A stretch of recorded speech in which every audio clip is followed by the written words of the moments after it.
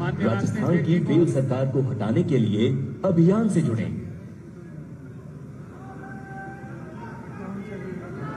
भारत माता की, भारत माता की। धन्यवाद।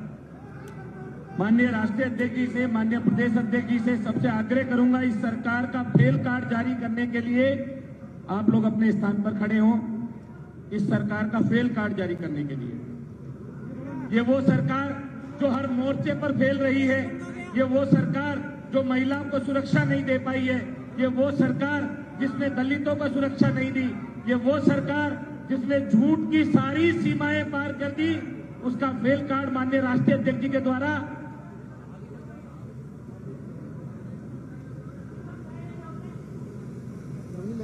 नहीं सहेगा राजस्थान। इस फेलियर सरकार को नहीं सहेगा राजस्थान।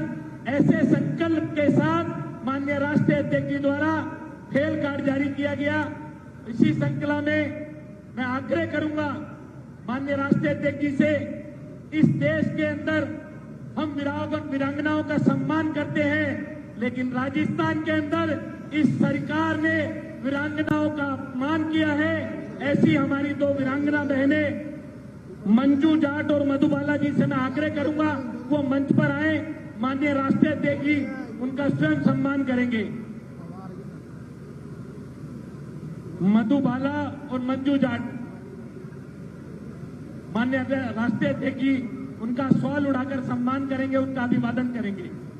इस देश में हम लोग वीरांगनाओं की पूजा करते हैं और इस प्रदेश के अंदर ये मुख्यमंत्री वीरांगनाओं का अपमान करते हैं और हमारी पार्टी के कार्यकर्ता और हमारी पार्टी के राष्ट्रीय अध्यक्ष वीरांगनाओं का सम्मान करते हैं।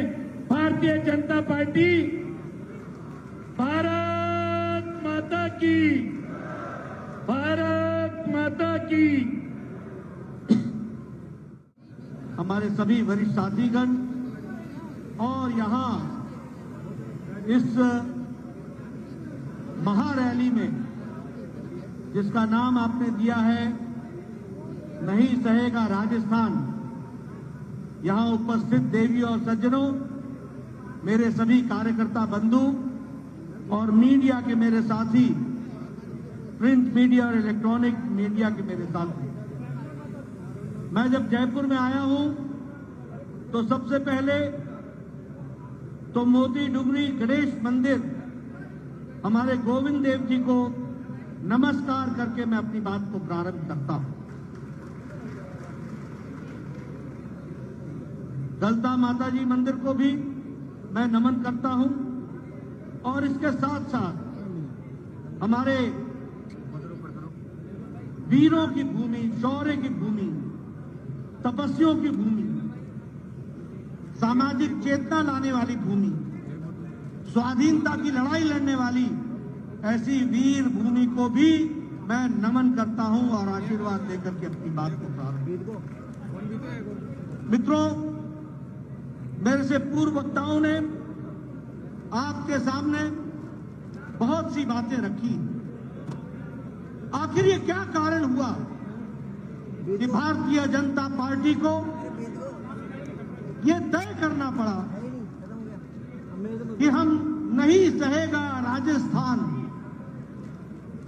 इस बात को लेकर महारैली भी करेंगे और कैंपेन को आगे बढ़ाएंगे।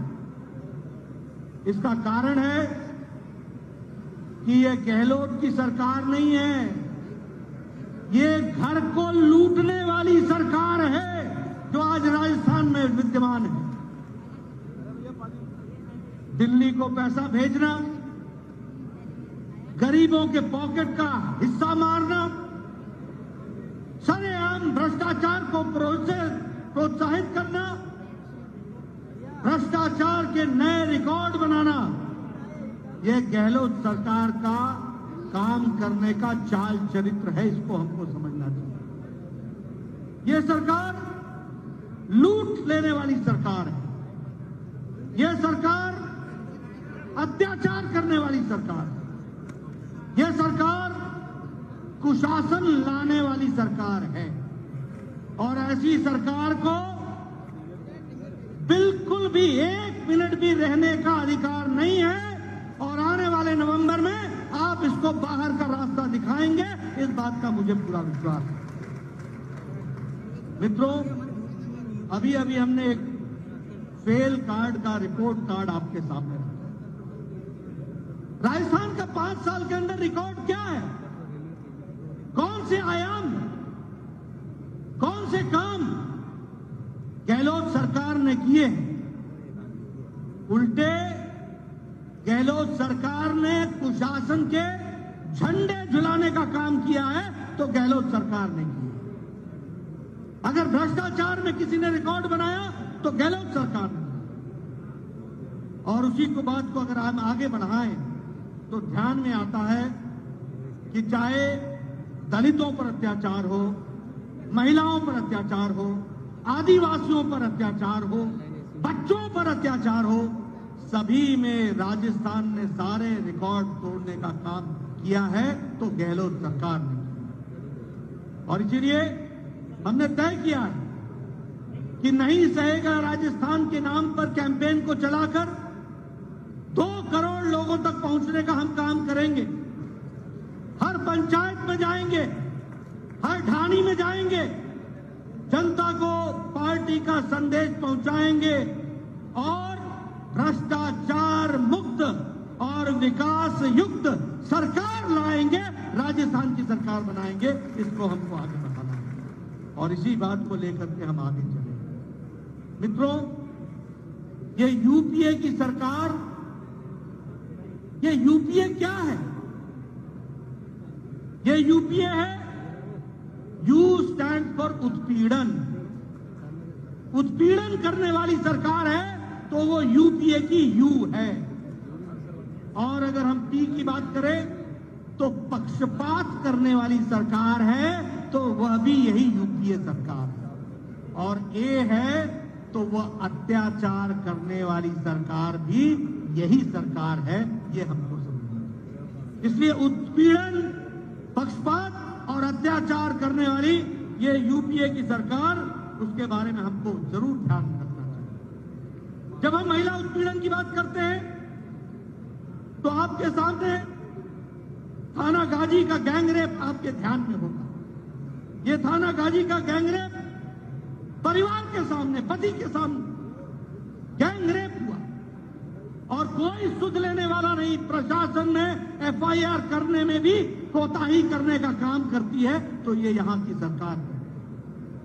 अगर मैं बात करूं आलापुरा के और अलवर की घटना के, जहां एक मजहबी सिख की बच्ची को उसका गैंगरेप हुआ, उसके साथ गलत बर्ताव हुआ और बाद में उसका मर्डर हुआ, यह भी हम सबके सामने है। अगर मैं बात करूं खाजूवाला के दलित युवती के साथ गैंगरेप, जहां पुलिस वाले ही यानी रक्षक ही भक्षक बन गए और उन्होंने इस काम को अंजाम दिया, बाद में एफआईआर करने में भी गुरेजी की गई। यह है गहलोत की सरकार। और आपको ध्यान में होगा ना कि एक कांग्रेस का नेता, शायद मंत्री थे, जो विधानसभा में मंत्री थे, मंत्री हैं, वो विधानसभा में कहते हैं कि ऐसी घटनाओं में मुझे उनके वाक्य बोलने में भी शर्म आती है। इस तरीके का वाक्यों का प्रयोग करने का काम वो करते हैं। अभी जो करौली में जो घटना घटी है अभी 2 दिन पहले, ये घटना मानवता को झिकझोर देने वाली घटना है। पहले अपहरण होता है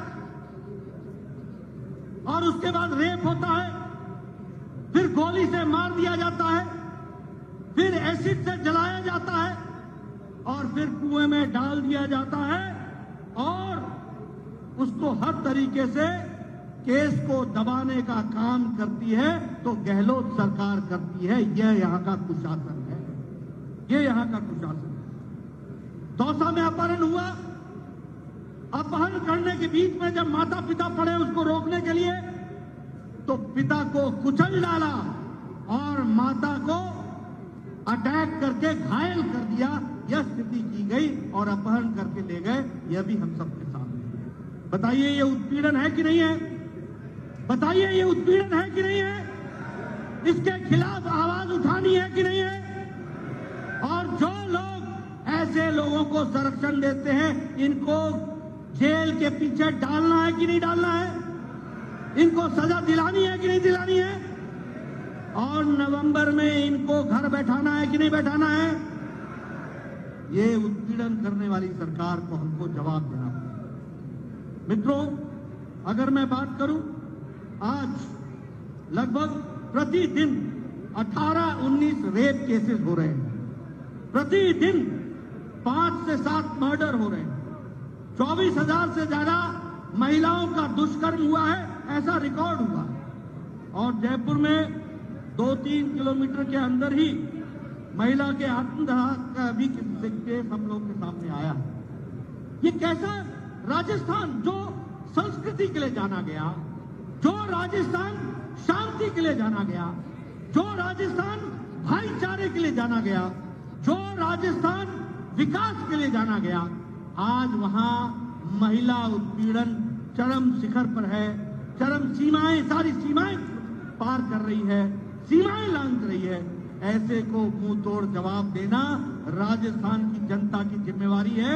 इसलिए अब राजस्थान की जनता नहीं सहने वाली है इस गहलोत सरकार को। यह भी हमको स्पष्ट संदेश देना है। मित्रों, मुझे बताया गया कि लगभग 1,90,000 महिलाओं की घटनाएं घटी हैं। अगर मैं पक्षपात की बात करूं तो न्याय और तुष्टीकरण वह भी हम सबके ध्यान में है। यहीं जयपुर बम ब्लास्ट का केस हुआ था। वसुंधरा राजे जी मुख्यमंत्री थी। केस को फास्ट ट्रैक में डाला गया। समय रहने के अंदर लोअर कोर्ट में जयपुर बम ब्लास्ट के कातिलों को, टेररिस्टों को फांसी की सजा सुनाई गई। फांसी की सजा सुनाई गई जब वसुंधरा जी मुख्यमंत्री थी। लेकिन उसके बाद जब कांग्रेस पार्टी की सरकार आई तो लंबे समय तक सुनवाई टलती रही। हमारा एडवोकेट जनरल नहीं गया और नहीं जाने के कारण केस ढीला पड़ गया, तुष्टीकरण हुआ और वोट बैंक के खातिर गहलोत सरकार पर और गहलोत पर मैं आरोप लगाता हूं कि उन्होंने तुष्टीकरण किया और जयपुर बम ब्लास्ट केस के कातिलों को छोड़ने में मदद दी गई और फांसी की सजा उनकी समाप्त हो गई। यह स्थिति लाकर के खड़ी की। बताइए, ऐसे पक्षपातपूर्ण रहने वाले राजा को रखना है क्या? ऐसे मुख्यमंत्री को रहने देना है क्या? आज राजस्थान में दंगों की संख्या 1,200-1,200 से ज्यादा दंगों की संख्या हो गई। और उसी तरीके से बड़ी संख्या में ये जो दंगई हैं, इनको भी छोड़ने का काम अगर किसी ने किया है तो वह गहलोत सरकार ने किया। अभी मुझे पता लगा कि एक पूर्व में राज्य मंत्री का दर्जा लेने वाला व्यक्ति 18 लाख रुपए के रिश्वत के साथ पकड़ा गया है। 18 लाख के रिश्वत के साथ, और उसके केस को भी दबाने का काम गहलोत सरकार कर रही है। यह भी हमको ध्यान रखना है। अगर मैं अत्याचार की बात करूं तो 19,500 किसानों की भूमि कुर्क की गई है कि नहीं की गई है? की गई है कि नहीं की गई है? ये जो राहुल गांधी आके बोलते थे 1, 2, 3, 4 और किसानों का कर्जा माफ, आज 19,500 किसानों के जमीनें कुर्क करने का काम किया है तो वो गहलोत सरकार ने किया है। ये अत्याचारी सरकार को 1 मिनट भी रहने का अधिकार नहीं। आप देखिए, दलितों पर 8,000 से ज्यादा मुकदमे 2022 में दर्ज हुए हैं। 8,000 से ज्यादा सिर्फ दलितों पर 2022 में। ये कैसा प्रदेश बन गया? उसी तरीके से पाकिस्तान से आए हुए शरणार्थियों के घरों को बुलडोजर से उड़ाने का काम, पक्षपातपूर्ण तरीके से चलने का काम, वोट बैंक की राजनीति को आगे बढ़ाने का काम, और वहीं रोहिंग्यों को बसाने का काम ये गहलोत सरकार कर रही है। ऐसे अत्याचारी सरकार को रहने का कोई अधिकार नहीं है। इसको हमको समझना चाहिए। मैं आरोप लगाना चाहता हूं, पाकिस्तान से आए हुए शरणार्थी भाई जो हिंदू भाई हैं, उनके ऊपर तो बुलडोजर चलाते हो और रोहिंग्यों को बसाने का काम करते हो, आधार कार्ड दिलाते हो, उनको वोटर आईडी लिस्ट में जुड़वाते हो। आप बताइए, ऐसी अत्याचारी सरकार रहनी चाहिए क्या?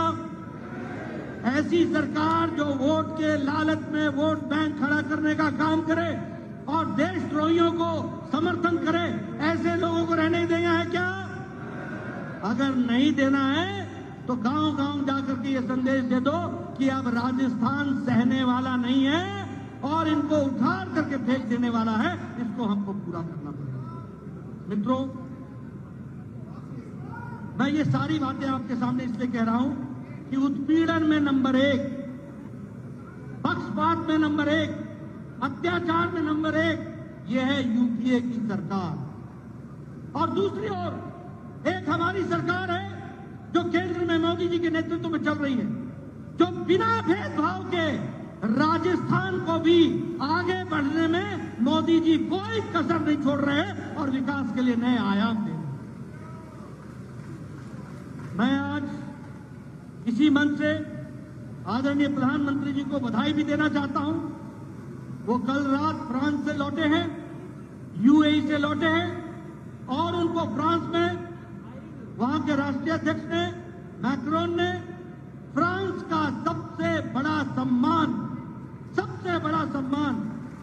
The grand cross of the legion of the year of honour, ये इससे सम्मान किया गया। और सबसे बड़ी बात है कि आजाद भारत में मोदी जी पहले प्रधानमंत्री हैं जिसको ये सर्वोच्च पद मिला है। और प्रधानमंत्री मोदी जी पहले प्रधानमंत्री हैं जिनको सबसे ज्यादा देशों से भारत के प्रधानमंत्रियों में सर्वोच्च सम्मान से सम्मानित किया गया।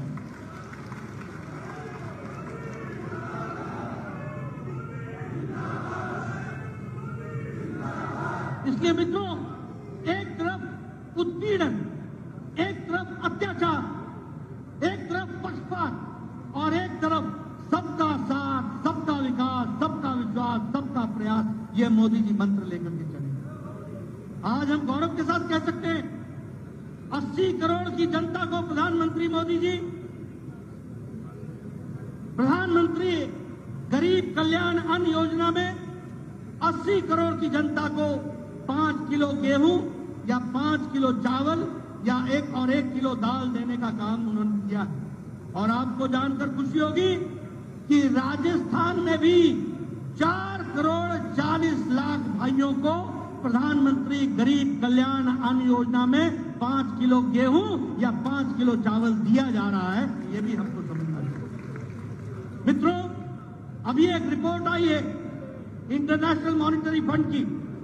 वो रिपोर्ट ये कहती है कि भारत की अति गरीबी 22% से घटकर 10% को खाते में पहुंचाया जाता है, जिसमें 70 लाख किसान राजस्थान के हैं जिनके खाते में 2000 हर चौथे महीने आदरणीय प्रधानमंत्री मोदी जी पहुंचाते हैं। बोलिए, ये गांव, गरीब, वंचित, पीड़ित, शोषित, दलित, महिला, युवा, सबकी चिंता मोदी जी करते हैं कि नहीं करते हैं?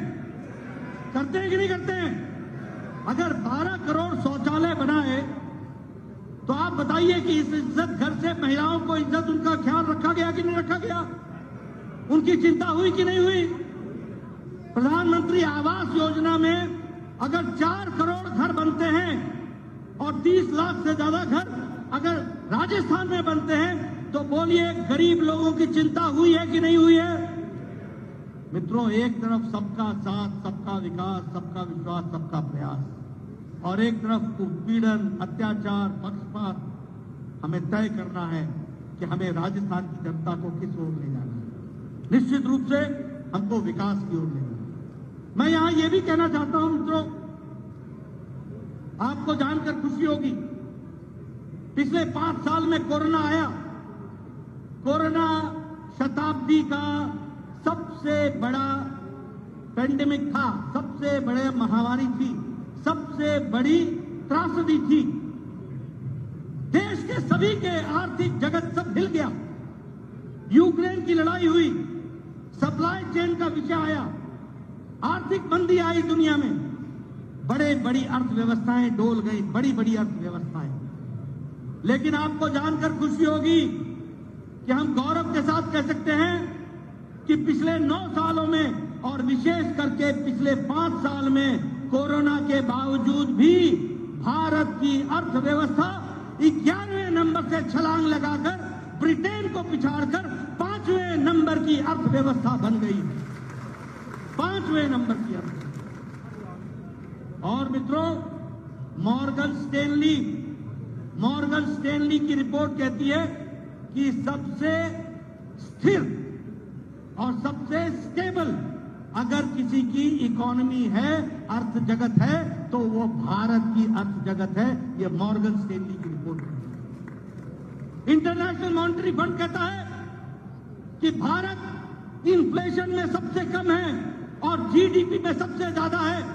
आपको जानकर खुशी होगी कि हमारे खाद्य सामग्री की इन्फ्लेशन 2.9% है, जहां अमेरिका की इन्फ्लेशन 8% है, जहां ब्रिटेन का इन्फ्लेशन 11% है, जहां मेरे पड़ोस का पाकिस्तान 48% महंगाई है, वहां भारत की महंगाई 2.7% है। ये हमको समझना चाहिए। आपको जानकर खुशी होगी कि ब्रिटेन जैसे देशों का उनकी ग्रोथ रेट 3%, 4%, 5%, यूरोप की 5% और भारत की ग्रोथ रेट 8.7% पर खड़ी है। इसलिए ये सबसे स्ट्रॉन्ग इकोनॉमी, और इसीलिए कहा जाता है कि आशा की किरण अगर कहीं साउथ एशिया में दिखता है तो वो आशा की किरण भारत दिखता है। ये बात कही जाती है। मित्रों, आपको इस बात की भी खुशी होगी कि आज हमारे इलेक्ट्रॉनिक गुड्स का 500% ग्रोथ हुआ है, 500% का ग्रोथ हुआ है। ये मोबाइल जो आपके हाथ में है, 9 साल पहले 92% मोबाइल विदेश से आता था। हम इंपोर्ट करते थे 92%, जिसमें सबसे बड़ा हिस्सा चाइना का होता था। आज आपको जान करके खुशी होगी कि भारत 97% मोबाइल अब भारत में मैन्युफैक्चर हो रहा है और एप्पल भी अब भारत में बन रहा है।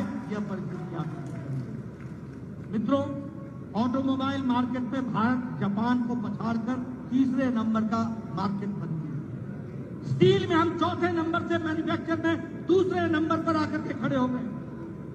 डिजिटल ट्रांजैक्शन में हम आगे खड़े हैं। दुनिया का 40% से ज्यादा भी डिजिटल ट्रांजैक्शन भारत में हो रहा है। जहां कांग्रेसी कहते थे कि गांव में डिजिटल ट्रांजैक्शन कैसे होगा, क्यों होगा। अभी तो मोदी जी फ्रांस में गए तो फ्रांस में उन्होंने निमंत्रण दे दिया कि भारत में आना और कोई पैसा कैश लेके मत आना, सिर्फ अपना मोबाइल लेकर के आना और भारत में तुमको डिजिटल ट्रांजैक्शन से तुम्हारा सारी यात्रा पूरी हो जाएगी। ये बात हमको ध्यान देनी चाहिए। इसलिए मित्रों, किस तरीके से आगे बढ़ा है देश, वो भी हमको समझना चाहिए। संस्कृति की बात करें तो चाहे राम मंदिर बनाने का विषय हो, बताइए अगले साल भव्य राम मंदिर बन जाएगा कि नहीं बन जाएगा? हमारा सपना था कि नहीं? हम सबका सपना था कि नहीं? पूरा हुआ कि नहीं? केदारनाथ धाम का पुनर्जीर्णोद्धार हुआ है कि नहीं हुआ है? महाकाल का जीर्णोद्धार हुआ है कि नहीं हुआ है? उसी तरीके से सोमनाथ टेम्पल का जीर्णोद्धार हुआ है कि नहीं हुआ है? और अब पुष्कर का भी जीर्णोद्धार हो रहा है। 40 करोड़ रुपए और 40,000 करोड़ रुपए उस पर भी खर्च होंगे, 40 करोड़ उस पर भी खर्च होंगे और वहां ब्यूटिफिकेशन का काम होगा। इसलिए मित्रों, हमारी कोशिश है कि हम संस्कृति की रक्षा करें, गौरव संभालें, आगे बढ़े। और आगे बढ़ने में एक रोड़ा है, वो रोड़ा राजस्थान में उत्पीड़न का है, अत्याचार का है, पक्षपात का है और गृह लूट गहलोत सरकार का है। इसको हमको छुट्टी पानी है और विकास को नीचे तक पहुंचाना है। इसका हमको आगे बढ़ाना है। मित्रों, अगर मैं इंफ्रास्ट्रक्चर की बात करूं तो चाहे सड़क ले लो, आप बताइए आपको 9 साल में फर्क दिखा कि नहीं दिखा? अंडरपास, ओवरपास, एलिवेटेड रोड, 4 लेन, 6 लेन, 8 लेन दिखा कि नहीं दिखा? आपको मुंबई से दिल्ली का कॉरिडोर दिख रहा है कि नहीं दिख रहा है? राजस्थान का उससे विकास होगा कि नहीं होगा? मेट्रो रेल का काम चल रहा है कि नहीं चल रहा है? एयरपोर्ट्स का काम चल रहा है कि नहीं चल रहा है? मित्रों, Airways, roadways, railways 400% budget railway का राजस्थान का बढ़ाया गया है। 400% बजट बढ़ाया गया। इसलिए मित्रों, मैं आपसे सिर्फ एक ही बात कहना चाहता हूं कि विकास के नए आयाम लिखे गए हैं और विकास को आगे बढ़ाने का काम, उसमें कोई भी कसर नहीं छोड़ी गई। अभी 8 जुलाई को आदरणीय प्रधानमंत्री जी बीकानेर आए थे और 24,300 करोड़ रुपए के या तो शिलान्यास कर गए या उद्घाटन कर गए। वो राजस्थान की उन्होंने तस्वीर बनाई। और उसी तरीके से भिवाड़ी में ट्रांसमिशन सेंटर 1,03,040 करोड़ का वो भी दिया है। और मुझे एक बात की खुशी है, मैं यहां जरूर कहना चाहता हूं। वसुंधरा जी, आप पहले विपक्ष की नेता थी, बाद में आप मुख्यमंत्री बनी। बताइए, उस समय कितने मेडिकल कॉलेज थे? और मोदी जी के आने के बाद 23 मेडिकल कॉलेज राजस्थान को दिए गए कि नहीं दिए गए? हर जिले को एक मेडिकल कॉलेज, जिसमें मुझे याद है कि 7 मेडिकल कॉलेज खुल गए थे और बाकी मेडिकल कॉलेज खुले जा रहे हैं। इसलिए विकास की एक नई कहानी हमारे नेताओं ने, हमारे एनडीए की सरकार ने किया है। इसको भी हमको समझना चाहिए। लेकिन हाँ, आपके सामने में आप कहोगे कि जेपी नड्डा ने एक पोस्टर उठा करके फील्ड रिपोर्ट गहलोत की दिखा दी। ऐसा मैं सिर्फ पोस्टर नहीं दिखाता हूं, मैं पत्रकारों को याद दिलाना चाहता हूं। बताइए, गहलोत सरकार ने कहा था कि नहीं कहा था कि एग्रीकल्चर के मशीन पर, फार्मर्स के ट्रैक्टर पर हम जीएसटी को हटा देंगे? कहा था कि नहीं कहा था? हटा दिया क्या? हटाया क्या? बताइए, कहा था कि नहीं कहा था कि मैं स्पाइस बोर्ड बनाऊंगा? कहा था कि नहीं कहा था? स्पाइस बोर्ड बन गया क्या? कहा था कि नहीं कहा था कि हम एनिमल हस्बेंड्री और डेयरी को आगे बढ़ाएंगे? बढ़ा दिया क्या? बढ़ा क्या? आप बताइए। उन्होंने कहा था कि मैं जल घर में पहुंचाऊंगा। किया क्या उन्होंने? किया क्या? मित्रों, मैं आपसे पूछना चाहता हूं, उन्होंने कहा था कि शेड्यूल कास्ट, शेड्यूल ट्राइब और ओबीसी का बैकलॉग मैं खत्म करूंगा। कर दिया क्या? मेघवाल जी, किया क्या? आप तो सब जानते हैं, किया क्या राठौर साहब? वसुंधरा जी, किया क्या? ये इनका रिपोर्ट कार्ड है। बताइए, कहा था कि हम शहीदों के पत्नियों को नौकरी देंगे और उनका घर बसाएंगे। किया क्या? आज 2 बहनें आई, मैं करोड़ीमल जी को बधाई देना चाहता हूं और धन्यवाद देना चाहता हूं, जिन्होंने उनकी लड़ाई लड़ी है। और मैं आपको वायदा करता हूं कि आगे हम सब मिलकर के लड़ाई लड़ेंगे और हम उनका न्याय दिलाएंगे। इस बात का आपको विश्वास है। इसलिए मित्रों, ये जो कांग्रेस पार्टी है, ये जो गहलोत की पार्टी है, ये हर तरीके से घोटाले करती है। दूसरा रिपोर्ट कार्ड बताऊं क्या? आप बताइए, वृद्धावस्था पेंशन में 450 करोड़ रुपए का घोटाला हुआ कि नहीं हुआ? हुआ कि नहीं हुआ? आप बताइए, भ्रष्टाचार निवारण अधिनियम में 511 मामले दर्ज हुए कि नहीं हुए? और उनका कोई नतीजा अभी तक नहीं निकला है। आप बताइए, गहलोत परिवार के लोग हजारों के कॉन्ट्रैक्ट ले रहे हैं कि नहीं ले रहे? ले रहे हैं कि नहीं ले रहे? परिवार का पोषण चल रहा है कि नहीं चल रहा है? ये इनका रिकॉर्ड है। मित्रों, आप बताइए, मैं भरतपुर गया था। भरतपुर के मंत्री के पति ने रेप और मर्डर का केस है कि नहीं है? भरतपुर के मंत्री के, मैं ठीक बोल रहा हूं, भरतपुर के मंत्री के पतिदेव पर मर्डर का और रेप का केस है कि नहीं है? और गहलोत सरकार उसको बचा रही है कि नहीं बचा रही है? ये अत्याचार है कि नहीं है? ये उत्पीड़न है कि नहीं है? ऐसी सरकार को रहने देना है क्या?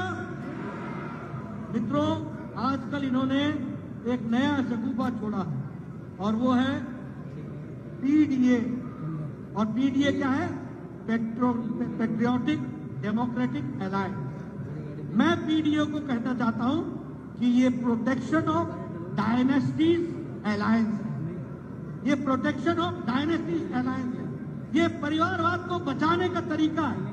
आप बताइए, समाजवादी पार्टी अखिलेश और डिम्पल की पार्टी रह गई कि नहीं रह गई? बोलिए ना, अखिलेश और डिम्पल की पार्टी है कि नहीं है? ये आरजेडी, लालू, अपनी उसकी पत्नी राबड़ी देवी, तेजस्वी, तेज प्रताप, मीसा, इस परिवार की पार्टी है कि नहीं है? इसी को बचाने के लिए अलायंस हो रहा है कि नहीं हो रहा है? आप बताइए, टीएमसी ममता और उसका भतीजा अभिषेक की पार्टी है कि नहीं है? आप बताइए, चंद्रशेखर राव की भारतीय राष्ट्रीय समिति बीआरएस, ये बताइए, केटीआर के बाद कविता, ये परिवार की पार्टी है कि नहीं है? आप बताइए, करुणानिधि के बाद स्टालिन के बाद उदयनिधि, ये परिवार की पार्टी है कि नहीं है? आप बताइए, ये शिवसेना उद्धव और आदित्य की पार्टी है कि नहीं है? आप बताइए, हमारे पवार साहब, हमारे दो पवार और सुप्रिया सोले की पार्टी परिवार की पार्टी बनी कि नहीं बनी? मित्रों, ये पीडीए, ये प्रोग्रेसिव डेमोक्रेटिक अलायंस नहीं है, यह प्रोटेक्शन ऑफ डायनेस्टीज अलायंस है। ये सब लोग अपने परिवारों को बचाने के लिए ये अलायंस में आते हैं और मोदी जी देश को आगे ले जाने के लिए काम में जुटते हैं। ये हमको फर्क समझना चाहिए। इसलिए मेरे से कल एक पत्रकार ने पूछा, ये आपको ये जो अलायंस हुआ है इसके बारे में क्या कहना है? मैंने उनसे कहा, मुझे कुछ नहीं कहना है। ये तस्वीर बनाने के लिए अच्छा है कि एक साथ तस्वीर बनती है। आप बताओ, फारूक अब्दुल्ला और मुफ्ती महबूबा मुफ्ती, ये तो पहले से ही एक थे, इसमें नई बात क्या है? आप बताइए कि ये समाजवादी पार्टी कांग्रेस के साथ चुनाव लड़ी थी कि नहीं लड़ी थी? ये समाजवादी पार्टी बीएसपी के साथ चुनाव लड़ी थी कि नहीं लड़ी थी? आप बताइए, जेडीयू और आरजेडी साथ लड़े थे कि नहीं लड़े थे? आप बताइए, टीएमसी और कांग्रेस साथ लड़े थे कि नहीं लड़े थे? ये तो पहले से मिले, कौन किसको क्या देगा? कोई किसी को कुछ नहीं दे सकेगा। बचाने का इरादा सिर्फ ये है कि इनके ऊपर केस न हो और इनके परिवारों को बचाया जाए। ये परिवार बचा रहे हैं, ये पार्टियां परिवार की पार्टियां हैं और मोदी जी देश को आगे ले जा रहे हैं। इस बात को हमको समझना होगा। इसलिए मित्रों, ये अच्छा, आप देखिए कांग्रेस पार्टी, अब ये भी बताइए, माँ बेटा बेटी की पार्टी है कि नहीं है? बाकी सब कॉन्ट्रैक्ट पर है, बाकी सब कॉन्ट्रैक्ट पर। गहलोत भी कॉन्ट्रैक्ट पर है और सचिन तो सब कॉन्ट्रैक्ट पर। ये सबलेटिंग है का, बाकी सब परिवार की पार्टियां हैं, ये परिवार लोग चलाते हैं। इसलिए मित्रों, देश को अगर आगे बढ़ाना है तो भारतीय जनता पार्टी को मजबूती देनी है और राजस्थान पर लगा हुआ ये दाग भ्रष्टाचार का, ये दाग अनाचार का, ये दाग अत्याचार का, ये दाग उत्पीड़न का, इसको मिटाना है। गहलोत को घर बैठाना है। राजस्थान अब सहने वाला नहीं है, हमने आगे बढ़ना है और विकास की नई रणगाथाएं। आपने मेरी बात सुनी, आपका बहुत बहुत धन्यवाद। जय भारत, जय राजस्थान।